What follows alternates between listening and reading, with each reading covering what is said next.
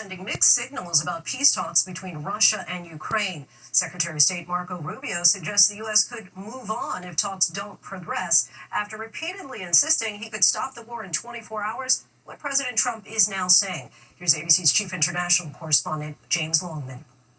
Donald Trump once said he could broker a deal to stop the war in Ukraine in just 24 hours. Well, tonight, the U.S. is threatening to walk away from peace talks if a deal with Russia isn't reached now. Secretary of State Marco Rubio, in Paris for meetings with European leaders, had this surprisingly blunt warning on Friday. We need to figure out here now, within a matter of days, whether this is doable in the short term.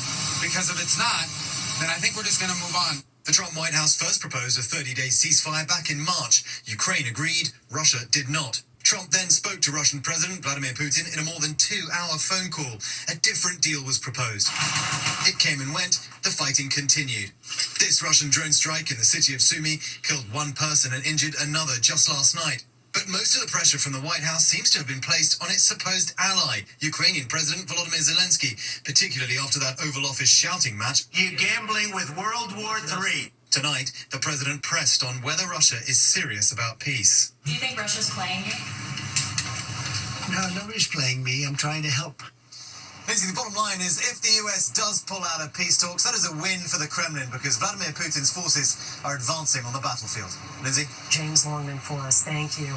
Overseas tonight, dozens killed in a massive U.S. airstrike targeting Iran-backed Houthi rebels in Yemen. The attacks aimed at a port in the northwestern part of the country. At least 75 people killed.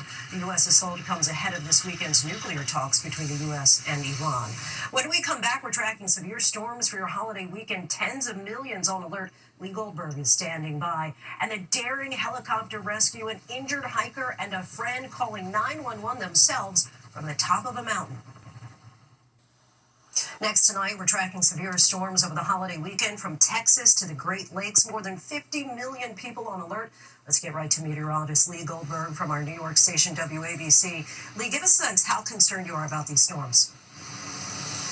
Lindsay, the last thing we want to see is another slow-moving front over the middle of the country. That's what we have. On the eastern side of the front, it's a surge of summer. On the western side, it's winter with snow in the central Rockies. Severe weather from Abilene to Chicago tonight. That severe weather threat will start to shift south and east. By the way, tornado threat is enhanced over Oklahoma. The severe threat is near Dallas tomorrow. The flood threat is more enhanced from Texas up to Illinois, up to 6 inches of rain. By Easter Sunday, stormy over the middle of the country, dry on both coasts. It's cooler in the northeast again. Lindsay? All right, Lee, thank you. When we come back, a daring helicopter rescue, an injured hiker and a friend called 911 from the top of a mountain.